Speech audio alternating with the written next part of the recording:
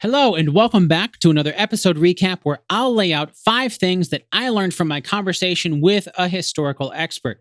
And today, we'll be talking about the movie Robin Hood, Prince of Thieves.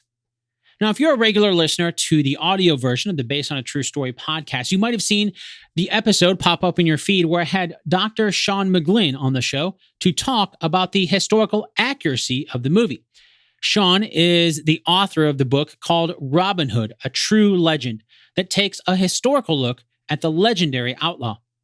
Well, that episode with Sean was almost an hour long, so if you don't have time to listen to the whole thing right now, don't worry, that's why I'm here in this video to recap 5 things I learned about the movie Robin Hood, Prince of Thieves from Dr. Sean McGlynn. So let's get started. Number 1, Robin Hood, the mythological character. Now, I know I just got through saying we'll be talking about Robin Hood, Prince of Thieves, and for the most part, that's true. But of course, you know that there's been a lot of different movies, TV shows, plays, and more depicting Robin Hood. During my discussion with Sean, he kind of explained this overall essence that the character of Robin Hood is something that has evolved over the ages. Each version of Robin Hood is a little bit unique because it's been updated to reflect that generation. For example, the idea of Robin of Locksley is one that we're familiar with from a lot of the movies, including Prince of Thieves. But Sean told me that the idea of Robin Hood being from Locksley came centuries after the stories of Robin Hood started to pop up. Then, once that's been added to the legend, the next generation of stories, plays, and interpretations will add something to it, and so on and so on. A more recent example of this might be the 2018 movie with Jamie Foxx and Taron Egerton. While that movie is a little more steampunkish, the story is a little bit different than a lot of the other versions that we're more familiar with. It still reflects the age that it was created in the century that it was created in. So in that way, it's the essence of the story of Robin Hood. Number 2, Robin Hood, the real person. Sean told me that he theorizes who the real person behind the stories of Robin Hood might be in his book, a bowman named William in the 13th century. That's when the legend of Robin Hood really started to take off. But, at the end of the day, we don't really know for sure who it was. Sean explained a good example might be sort of like King Arthur. There's theories about who might have been the basis for the legend, but there's been so many stories that have been added to those legends over the millennia that we just don't know who that source was anymore. Number 3, the Merry Men.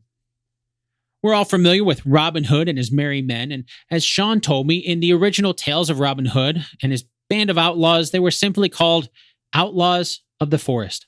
However, he was quick to point out that the term Merry England does appear in the original stories. Not so much merry as in happy, but not like we would say, Merry Christmas or something like that. But instead, Sean said it was probably something that was meant to mean something along the lines of lively or even mischievous.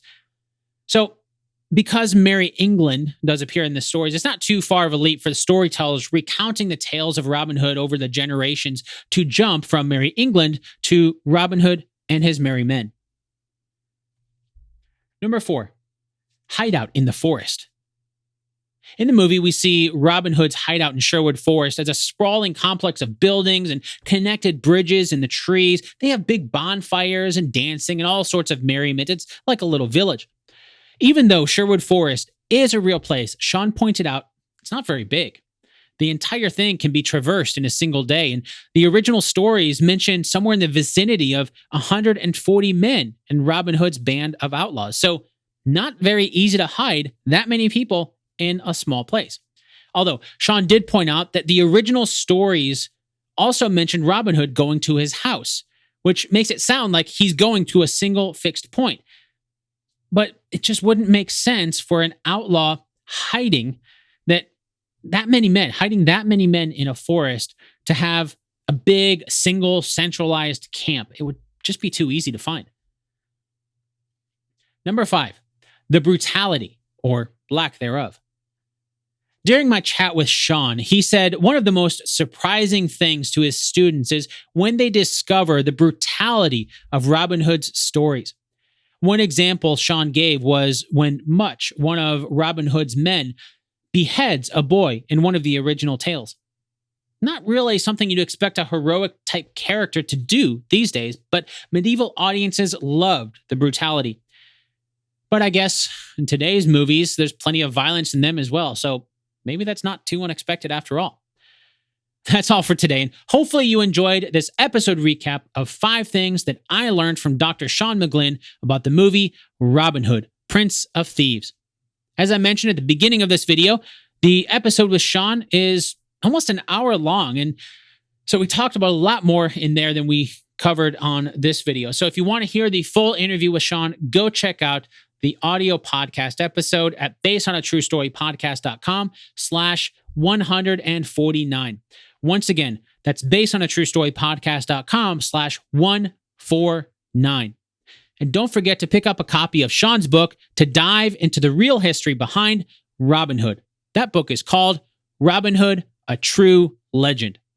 In the meantime, for more recaps and full-length episodes of Based on a True Story, hit that subscribe button right now. Thanks for watching.